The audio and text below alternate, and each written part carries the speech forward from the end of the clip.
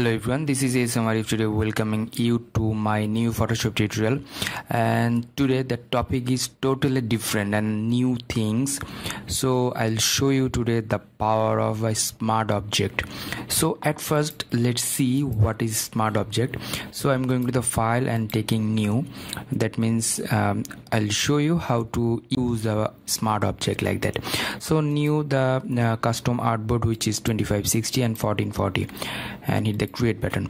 You can use this smart object for your photography editing purpose, and that's literally cool. So this one is my artboard and I'm just place embedded, and just this one importing this image and hit the place button. You'll get the image in this background. Okay, fine. After that, suppose I just making it restylize and just making it convert to smart object. So what is the basic work of this smart object? That is, if you double press over there, it will open up a new window here. Yeah, actually, and if you replace another file, like I'm just inserting this image, so and hit the tick button and save this window, and it will just save in this window. Yeah, in this window actually. So this one is the basic work of the smart object. That means something you are saving in the new window and it's saving in the parent window. This one is the parent window, and if you double click this one, it will open up in new window. That means this one is the child window.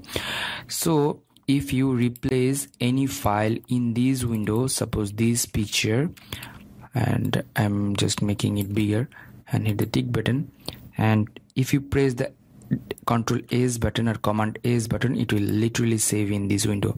So I'm gonna show you, and I'm gonna give you this Photoshop preset for you. Here is my preset or effects. Suppose here the gradient map, and if I turn it off, yeah, the gradient map I used here. So here is the color lookup, another color lookup I used here, and the hue saturation I just done this one. You have assumption to edit that. So how to edit that? Just double click here. You can change the gradient map. Suppose I want to make like that. If you want to change the color, just click here, select here. Suppose I want to make it pink or violet like that, or green like that, or blue like that, and hit OK. And if you want to change another color like that, you can change it. So you have lots of assumption to do that, so you can do that. So after that, here is the color lookup options. You can change also the color lookup. Suppose you want to use this color lookup or this color lookup, you can use that, but here I use that. And in this window I use the hue saturation, the balances, and you can change your balances or colors, so you have that assumption as well. And here is the filter, the solid color filter, and you can use any kind of solid color if you want. If you need any kind of filter, you can use.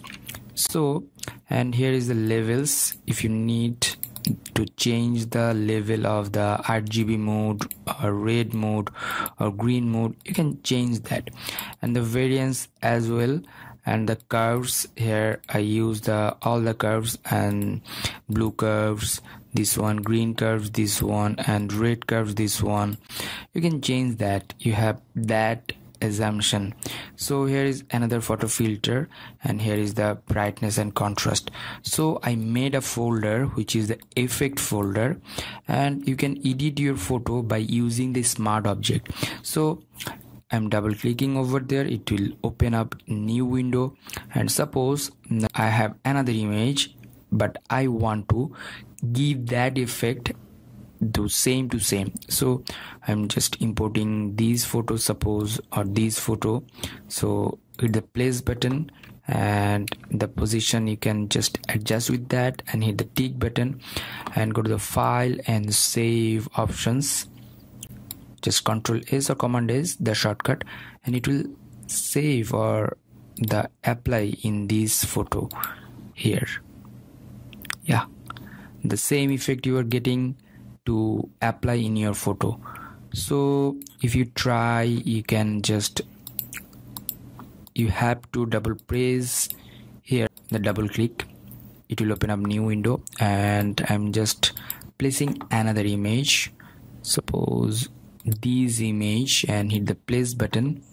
So you have to adjust the frame size, so hit the tick button and go to the file and save, or Control or Command S, and just look the effect applied in this photo. So I think this one will change your life. That means it will make your life easier to edit your photography. So you can edit your photography by using these Photoshop presets. That means you are like you are using the power of the smart object in Photoshop. So I think this one is a great thing for you guys. So if you want to download this one, you have to go to my video description and just check it out and download this one and enjoy this. Thanks for watching my video tutorial, and if you have any kind of question, request or comment, do comment on my video comment section, and don't forget to subscribe and share with your friends, and don't forget to press the bell icon. And I'm ASM Arif signing out today till the next video, and bye bye.